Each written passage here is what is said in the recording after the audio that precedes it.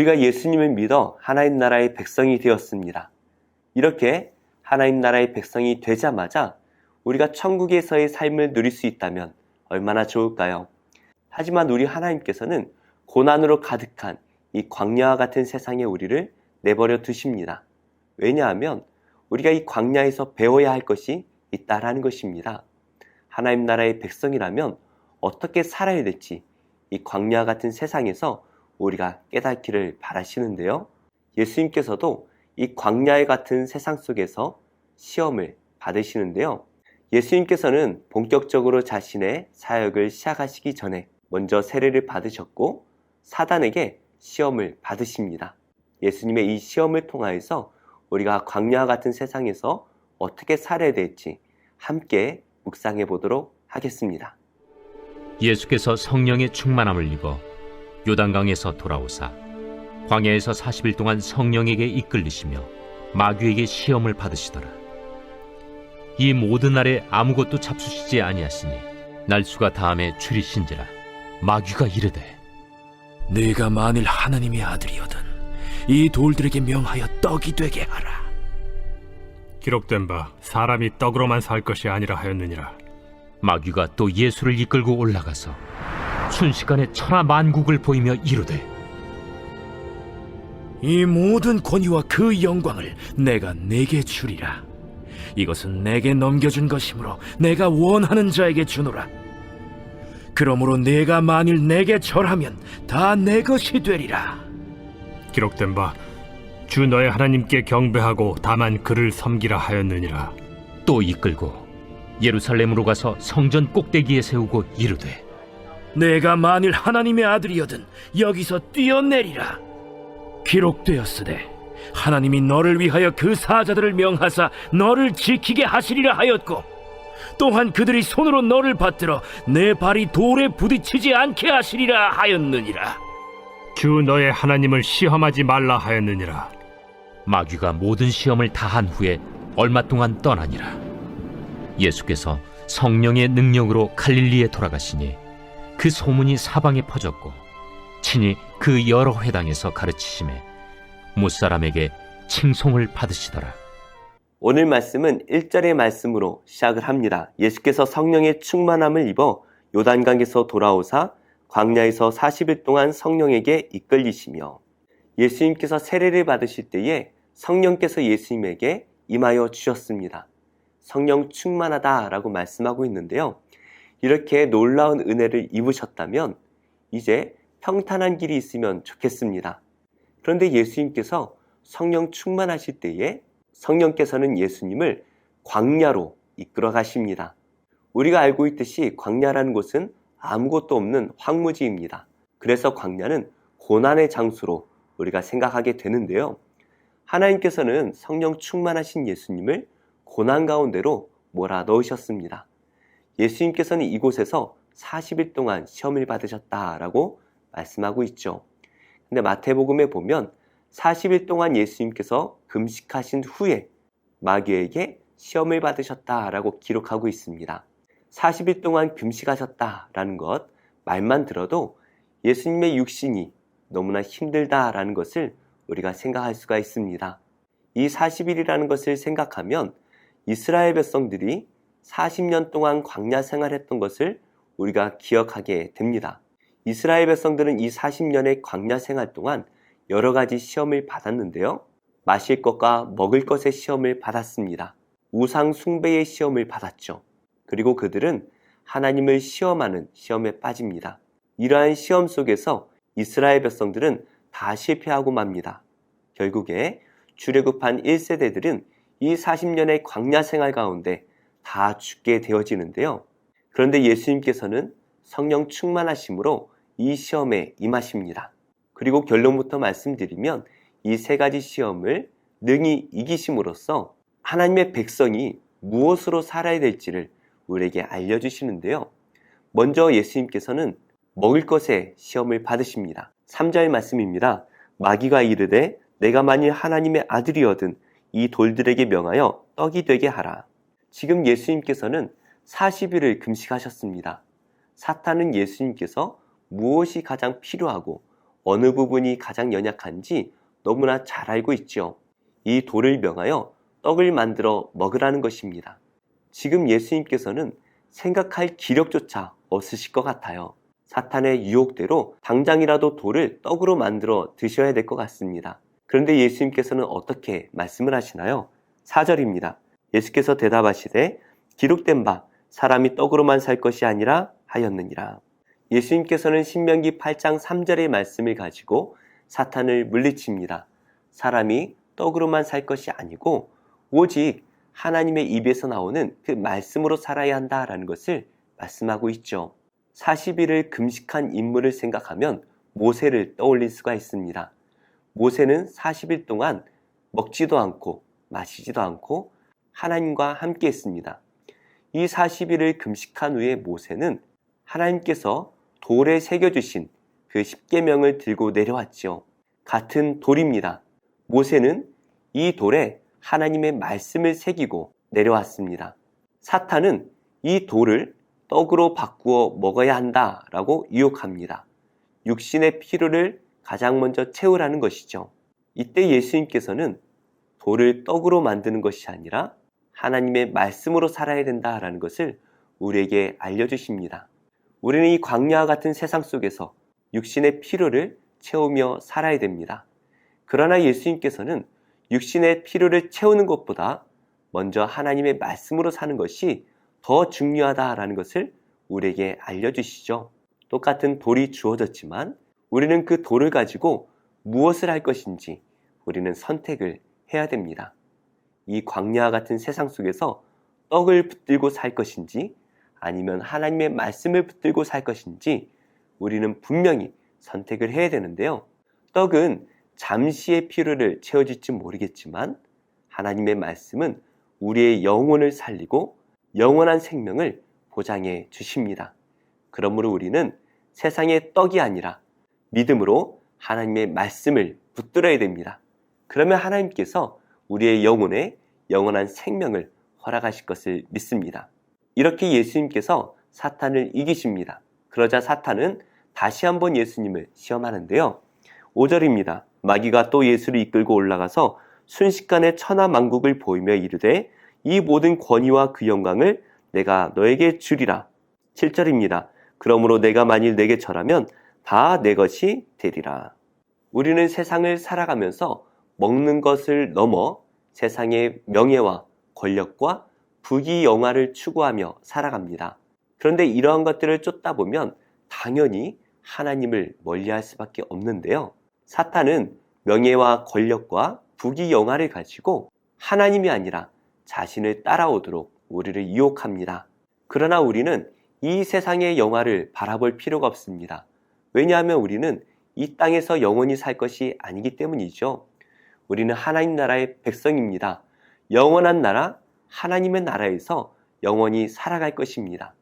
그러므로 우리는 이 세상의 부귀영화, 명예와 권력을 바라볼 것이 아니라 하나님 나라를 바라봐야 되는 것이죠. 그럴 때 우리는 우리가 마땅히 누구를 섬겨야 될지 깨달아 알게 될 것입니다. 하나님 나라의 백성이라면 세상을 섬길 것이 아니라 하나님을 섬겨야 되는 것이죠. 그래서 예수님께서는 이렇게 대답을 하십니다. 예수께서 대답하여 이르시되 기록된 바 주 너희 하나님께 경배하고 다만 그를 섬기라 하였느니라. 아무것도 없는 광야 같은 세상 속에서 부귀영화는 참으로 큰 유혹입니다. 그러나 우리는 하나님만을 섬겨야 되는 하나님 나라의 백성이라는 사실을 잊지 말아야 할 것이죠. 이어서 마귀는 세 번째로 예수님께 시험을 하는데요. 9절입니다. 또 이끌고 예루살렘으로 가서 성전 꼭대기에 세우고 이르되 내가 만일 하나님의 아들이거든 여기서 뛰어내리라. 사탄은 예수님을 성전 꼭대기로 데리고 올라갑니다. 사탄은 바로 이곳에서 뛰어내려보라 유혹합니다. 왜 그렇습니까? 10절 말씀인데요. 하나님이 너를 위하여 그 사자들을 명하사 너를 지키게 하시리라 하였고 또한 그들이 손으로 너를 받들어 내 발이 돌에 부딪히지 않게 하시리라 하였느니라. 사탄은 시편 91편 12편의 말씀을 가지고 예수님을 유혹합니다. 네가 하나님의 아들이라면 뛰어내려 보라는 것이죠. 겉으로 보면 그럴싸해 보입니다. 하나님의 말씀까지 인용합니다. 그러나 그 사탄의 속을 아시는 예수님께서는 이것이 하나님을 시험하는 일이라는 것을 이미 알고 계셨죠. 그래서 예수님께서는 12절에 이렇게 대답을 하십니다. 예수께서 대답하여 이르시되 주 너의 하나님을 시험하지 말라 하였느니라. 예수님께서는 신명기 6장 16절의 말씀을 가지고 이 사탄의 시험을 물리칩니다. 주 너의 하나님을 시험하지 말라는 것이죠. 신명기 6장 16절의 말씀은 이스라엘 백성들이 마사라는 곳에서 하나님을 시험했던 일을 배경으로 하고 있습니다. 하나님이 우리와 함께 계신지 계시지 않는지를 시험하기 위해서 물을 달라고 요구를 했던 것이죠. 우리가 광야에서 살다 보면 눈앞에 보이는 현실의 어려움 때문에 믿음이 흔들릴 때가 있습니다. 과연 하나님께서 나와 함께 계신가, 계시지 않는가 의심이 들 때가 있죠. 그럴 때 우리는 하나님이 정말 계신지, 하나님이 나와 함께 하시는지 의심이 들고 시험해보고 싶은 마음이 들 때가 있죠. 우리의 마음에 이러한 의심이 들 때 우리는 하나님을 시험하면 안 됩니다. 그럴 때마다 사탄이 나를 시험하고 있구나라는 것을 생각하고 더욱더 말씀과 기도에 경건을 쌓을 때에 하나님께서 우리에게 더 큰 믿음을 주실 것입니다. 이렇게 마귀가 예수님을 3번 유혹하였지만 예수님은 3번 모두 다 승리하십니다. 우리가 세상을 이길 수 있는 길을 열어주시는 것이죠. 그 방법이 무엇입니까? 기도함으로 성령 충만에 거할 때에 이길 수가 있다라는 것입니다. 그러자 마귀는 예수님을 떠나 한동안 예수님 앞에 나타나지 않습니다. 그러나 예수님께서 본격적으로 사역을 시작하실 때에 사탄이 계속해서 예수님의 사역을 방해하는 것을 우리가 알 수가 있죠. 누가는 14절에 이렇게 기록하고 있습니다. 예수께서 성령의 능력으로 갈릴리에 돌아가시니 그 소문이 사방에 퍼졌고 예수님께서 이 모든 시험을 끝내신 후에 성령의 능력으로 갈릴리로 돌아가십니다. 누가는 누가복음에 이어서 사도행전을 기록했죠. 성령행전이라고도 불리는 이 사도행전에서는 성령께서 교회를 어떻게 세우시는지, 성도들을 어떻게 세우시는지가 자세히 기록되어져 있습니다. 그러니 하나님을 믿는 백성이라면 성령의 인도하심에 따라 살아야 한다는 것은 너무나 당연한 것이죠. 이렇게 광야 가운데 살아가는 우리에게 예수님께서는 우리가 어떻게 살아야 될지 자신의 삶을 통하여 말씀해 주셨습니다. 사탄은 우리에게 세상의 것을 사랑하고 그것들을 추구하며 살라고 유혹하지만 예수님께서는 우리에게 하나님의 말씀을 믿는 것으로 우리가 이 땅에서 살아야 된다라는 것을 말씀해 주십니다. 사랑하는 우리 성도님들, 성령 충만하시기를 축복합니다. 세상은 계속해서 우리를 유혹하지만 우리는 그것들을 해결할 능력도 없고 재앙에서 이길 수가 없습니다. 오직 우리가 해야 할 일은 성령 충만에 거하는 것입니다. 하나님의 말씀을 묵상하고 기도함으로써 늘 성령 충만에 거할 때에 하나님께서는 우리에게 무엇을 해야 될지 깨달아 알게 하시고 우리의 모든 필요를 채워주실 것을 믿습니다. 두려워하지 마시고 하나님의 말씀을 믿으며 살아갈 때에 그 길에 영원한 생명이 있음을 믿으시기를 바랍니다. 오늘 하루도 하나님의 말씀으로 승리하시는 복된 하루가 되시기를 예수님의 이름으로 축복합니다.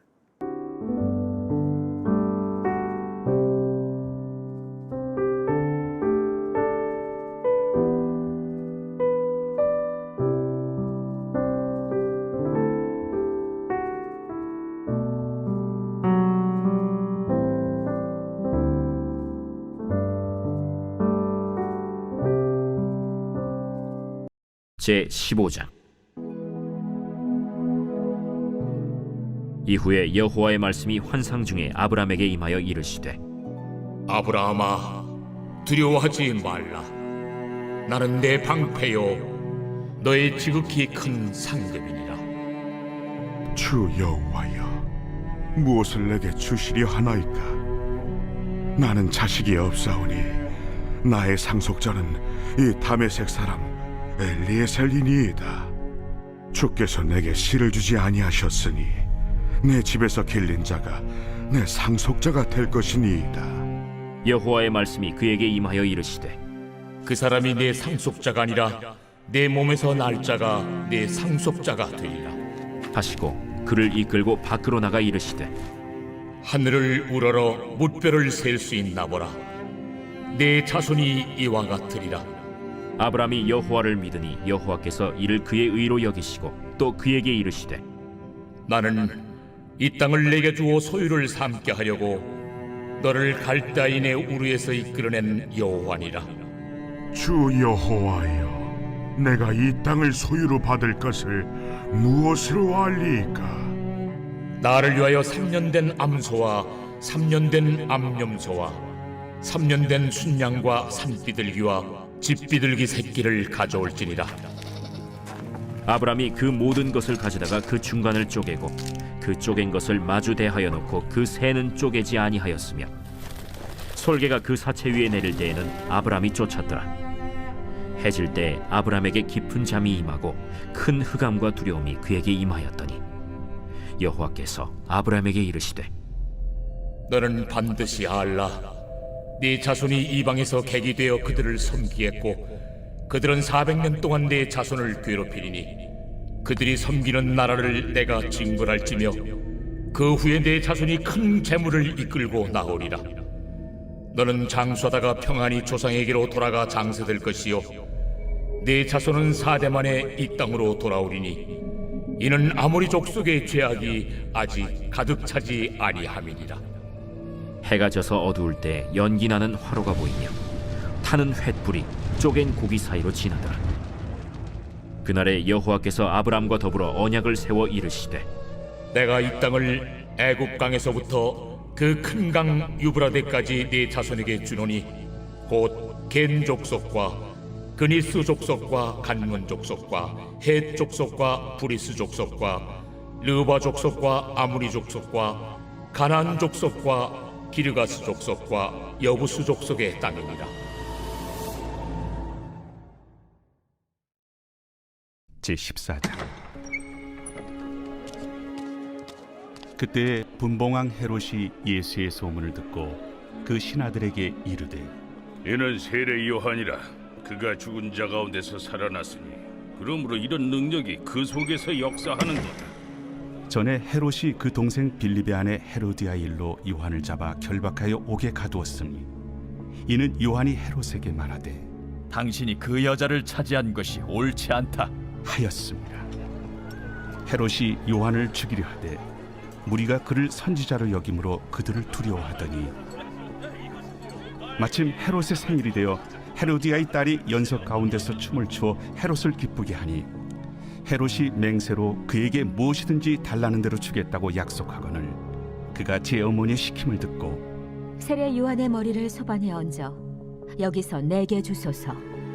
왕이 근심하나 자기가 맹세한 것과 그 함께 앉은 사람들 때문에 주라 명하고 사람을 보내어 옥에서 요한의 목을 베어 그 머리를 소반에 얹어서 그 소녀에게 주니 그가 자기 어머니에게로 가져가니라. 요한의 제자들이 와서 시체를 가져다가 장사하고 가서 예수께 아뢰니라. 예수께서 들으시고 배를 타고 떠나사 따로 빈들에 가시니 무리가 듣고 여러 고을로부터 걸어서 따라간지라. 예수께서 나오사 큰 무리를 보시고 불쌍히 여기사 그 중에 있는 병자를 고쳐주시니라. 저녁이 되매 제자들이 나와 이곳은 빈들이요 때도 이미 저물었으니 무리를 보내어 마을에 들어가 먹을 것을 사 먹게 하소서. 갈 것 없다. 너희가 먹을 것을 주라. 여기 우리에게 있는 것은 떡 5개와 물고기 2마리뿐이니이다. 그것을 내게 가져오라. 무리를 명하여 잔디 위에 앉히시고 떡 5개와 물고기 2마리를 가지사 하늘을 우러러 축사하시고 떡을 떼어 제자들에게 주시매 제자들이 무리에게 주니 다 배불리 먹고 남은 조각을 12바구니에 차게 거두었으며 먹은 사람은 여자와 어린이 외에 5,000명이나 되었더라. 예수께서 즉시 제자들을 재촉하사 자기가 무리를 보내는 동안에 배를 타고 앞서 건너편으로 가게 하시고 무리를 보내신 후에 기도하러 따로 산에 올라가시니라. 저물매 거기 혼자 계시더니 배가 이미 육지에서 술이나 떠나서 바람이 거스름으로 물결로 말미암아 고난을 당하더라. 밤 사경에 예수께서 바다 위로 걸어서 제자들에게 오시니 제자들이 그가 바다 위로 걸어오심을 보고 놀라 유령이라 하며 무서워하여 소리 지르거늘 예수께서 즉시 이르시되 안심하라. 나니 두려워하지 말라. 베드로가 대답하여 이르되 주여, 만일 주님이시거든 나를 명하사 물 위로 오라 하소서. 오라. 베드로가 배에서 내려 물 위로 걸어서 예수께로 가되 바람을 보고 무서워 빠져가는지라 소리질러 이르되 주여, 나를 구원하소서. 하니 예수께서 즉시 손을 내밀어 그를 붙잡으시며 이르시되 믿음이 작은 자여, 왜 의심하였느냐? 배에 함께 오름에 바람이 그치는지라. 배에 있는 사람들이 예수께 절하며 이르되 진실로 하나님의 아들이로소이다. 그들이 건너가 게네사렛 땅에 이르니 그곳 사람들이 예수이신 줄을 알고 그 근방에 두루 통제하여 모든 병든 자를 예수께 드리고 와서 다만 예수의 옷자락에라도 손을 대게 하시기를 간구하니 손을 대는 자는 다 나음을 얻으니라. 제4장.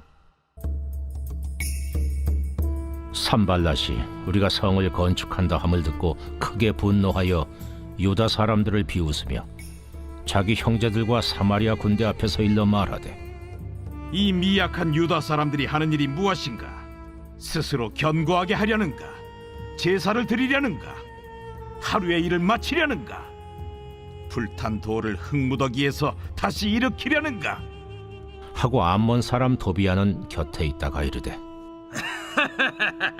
그들이 건축하는 돌 성벽은 여우가 올라가도 곧 무너지리라 하더라. 우리 하나님이여 들으시옵소서. 우리가 업신여김을 당하나이다. 원하건대 그들이 욕하는 것을 자기들의 머리에 돌리사 노략거리가 되어 이방에 사로잡히게 하시고 주 앞에서 그들의 악을 덮어두지 마시며 그들의 죄를 도말하지 마옵소서. 그들이 건축하는 자 앞에서 주를 노하시게 하였음이니이다.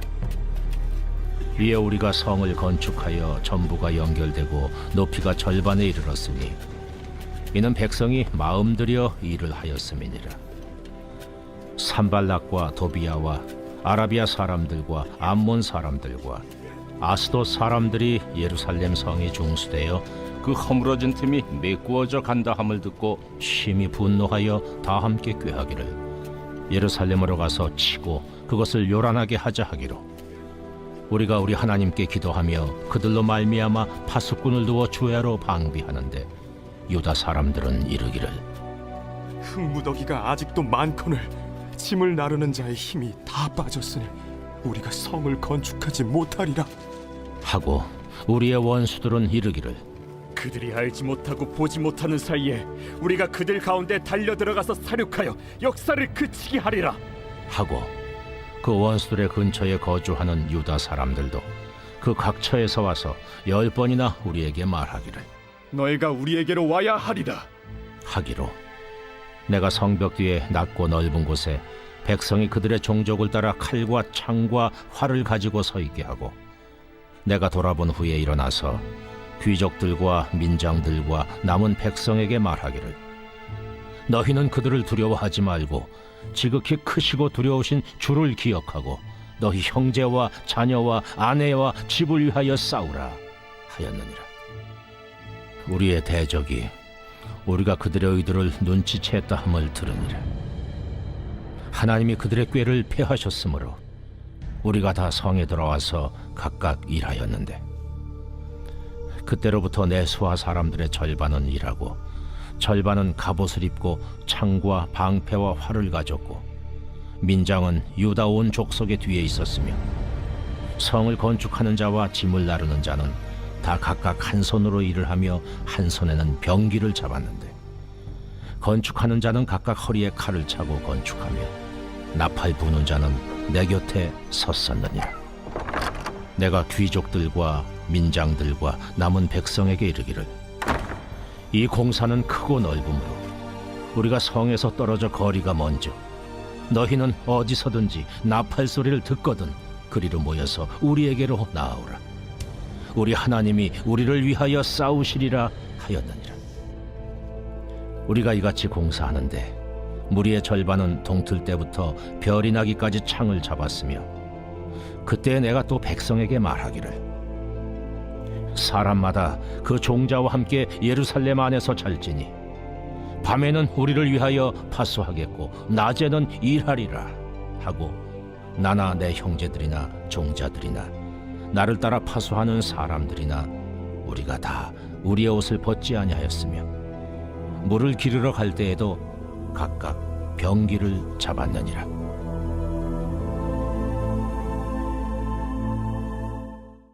제14장. 이고니온에서 두 사도가 함께 유대인의 회당에 들어가 말하니 유대와 헬라의 허다한 무리가 믿더라. 그러나 순종하지 아니하는 유대인들이 이방인들의 마음을 선동하여 형제들에게 악감을 품게 하거늘 두 사도가 오래 있어 주를 힘입어 담대히 말하니 주께서 그들의 손으로 표적과 기사를 행하게 하여 주사 자기 은혜의 말씀을 증언하시니 그 시내의 무리가 나뉘어 유대인을 따르는 자도 있고 두 사도를 따르는 자도 있는지라. 이방인과 유대인과 그 관리들이 두 사도를 모욕하며 돌로 치려고 달려드니 그들이 알고 도망하여 루가오니아의 두 성 루스드라와 더베와 그 근방으로 가서 거기서 복음을 전하니라. 루스드라에 발을 쓰지 못하는 한 사람이 앉아 있는데 나면서 걷지 못하게 되어 걸어본 적이 없는 자라. 바울이 말하는 것을 듣거늘 바울이 주목하여 구원받을 만한 믿음이 그에게 있는 것을 보고 큰 소리로 내 발로 바로 일어서라. 그 사람이 일어나 걷는지라. 무리가 바울이 한 일을 보고 루가오니아 방언으로 소리질러 이르되 신들이 사람의 형상으로 우리 가운데 내려오셨다. 바나바는 제우스라 하고 바울은 그 중에 말하는 자이므로 헤르메스라 하더라. 시외 제우스 신당의 제사장이 소와 화환들을 가지고 대문 앞에 와서 무리와 함께 제사하고자 하니 두 사도 바나바와 바울이 듣고 옷을 찢고 무리 가운데 뛰어들어가서 소리질러 여러분이여, 어찌하여 이러한 일을 하느냐? 우리도 여러분과 같은 성경을 가진 사람이라. 여러분에게 복음을 전하는 것은 이런 헛된 일을 버리고 천지와 바다와 그 가운데 만물을 지으시고 살아계신 하나님께로 돌아오게 함이라. 하나님이 지나간 세대에는 모든 민족으로 자기들의 길들을 가게 방임하셨으나 그러나 자기를 증언하지 아니하신 것이 아니니 곧 여러분에게 하늘로부터 비를 내리시며 결실기를 주시는 선한 일을 하사 음식과 기쁨으로 여러분의 마음에 만족하게 하셨느니라. 이렇게 말하여 겨우 무리를 말려 자기들에게 제사를 못하게 하니라. 유대인들이 안디옥과 이고니온에 와서 무리를 충동하니 그들이 돌로 바울을 쳐서 죽은 줄로 알고 시외로 끌어내치니라. 제자들이 둘러섰을 때 바울이 일어나 그 성에 들어갔다가 이튿날 바나바와 함께 더베로 가서 복음을 그 성에서 전하여 많은 사람을 제자로 삼고 루스드라와 이고니온과 안디옥으로 돌아가서 제자들의 마음을 굳게 하여 이 믿음에 머물러 있으라. 우리가 하나님의 나라에 들어가려면 많은 환난을 겪어야 할 것이라. 각 교회에서 장로들을 택하여 금식 기도하며 그들이 믿는 주께 그들을 위탁하고 비시디아 가운데로 지나서 밤빌리아에 이르러 말씀을 버가에서 전하고 아달리아로 내려가서 거기서 배 타고 안디옥에 이르니 이곳은 두 사도가 이룬 그 일을 위하여 전에 하나님의 은혜에 부탁하던 곳이라. 그들이 이르러 교회를 모아 하나님이 함께 행하신 모든 일과 이방인들에게 믿음의 문을 여신 것을 보고하고 제자들과 함께 오래 있으니라.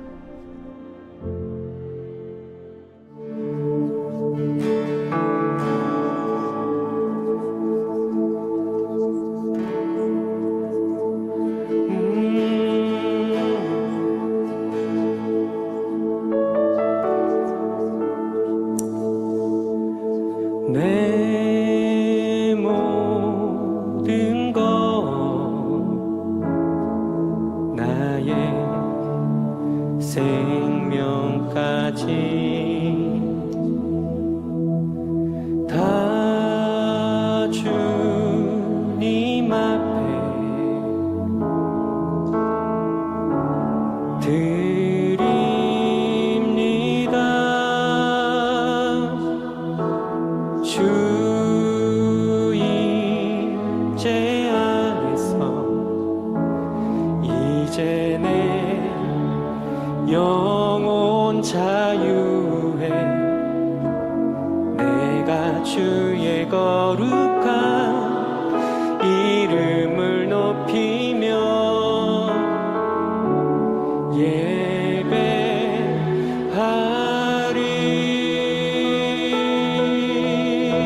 예배하리. 어린 양 찬양하리. 내 평생 그 하나로 충분해요. 어린 양 찬양하리. 내가 주의 임재 안에서 우리 마음의 고백으로 내 모든 것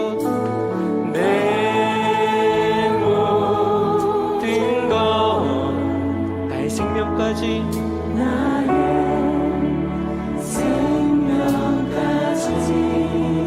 다 주님 앞에 드립니다. 다 주님 앞에 드립니다.